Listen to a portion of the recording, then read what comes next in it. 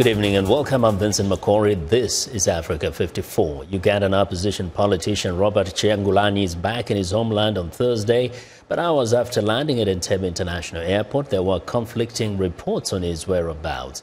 Kyagulanyi, popularly known as reggae musician Bobi Wine, was taken away by police as he got off a plane, but a police official denied that he was under arrest and says Wine was being escorted to his home in Kampala. However, a short time later, the official, who was not authorized to speak on record, told Reuters that Wine was taken to a police station in his neighborhood. Now, within the last few minutes, we've learned that Wine is at home, where he gave up an impromptu news conference to a house packed with journalists and supporters. Several hundreds of supporters of Wine gathered outside the police station where they believed he was being held. Wine, 36, a prominent challenger to President Yoweri Museveni, was returning from the United States where he received treatment for injuries he says were sustained during torture by government security forces while he was detained.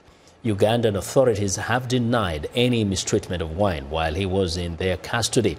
Wine has attracted a large youth following through songs critical of Museveni and his government. So happy because the man is struggling for us, the man is fighting for us. We like youth, we have never benefited anything through this government. So I think that me myself that I'm so happy, and even the others who are so happy more than me, I'm happy to welcome our president because we are tired of this fake government like this. We youth have never benefited anything from those government. Wine's message that the youth of Uganda need someone fresh to lead the nation and tackle the many problems that they face appears to be resonating with the under-30 population. Wine says the youth are tired of government corruption, unemployment and repressive state of dissent. Now, a short time ago, I spoke by phone with the deputy spokesman of Uganda's government, Colonel Shaban Bantariza, about what really transpired on Bobi Wine's arrival and why the media was prevented from covering his return. Bobi Wine is an honorable member of parliament here. He has committed no offense. And so when he got here, he was received.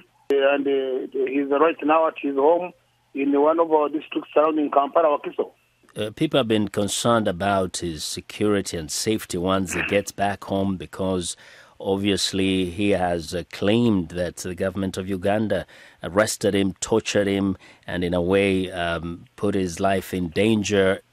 Should anybody worry about his life, his security in the coming days? Absolutely none, because those claims that he was arrested and tortured and so on arose out of an incident in which he was not alone. There were about 4 other MPs who were arrested with him. They were taken to court.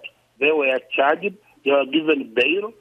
So emphasizing Bobi Wine as if the others were exonerated or were set free, and then the government is targeting Bobi Wine is part and parcel of the false propaganda from local elements here together with some foreign elements. Colonel Bantariza, you mentioned there are 30 others, but there is a reason why obviously Bobi Wine is the one we are talking about. It's either the government of the action that has elevated him to those status, or he has been treated in a somewhat different way. And some people say the government seems to be terrified of Bobi Wine. On the contrary, it's not the government of Uganda that gave you a platform at VOA, a platform at BBC, a platform at Al Jazeera. It's not the government of Uganda. It's you, actually, the media, that has been disproportionately propping him up for reasons and intentions best known to you. Are you saying that we cannot expect to see him again being treated in a somewhat different way than the other members of parliament in Uganda? He was never treated in any different way because he was charged with the other 33 in the same courts. He was given bail with the others on the same day. He said he wanted to go to the United States for treatment. Nobody stopped him. He went. He has come back. So nothing is abnormal about his going. He's coming back.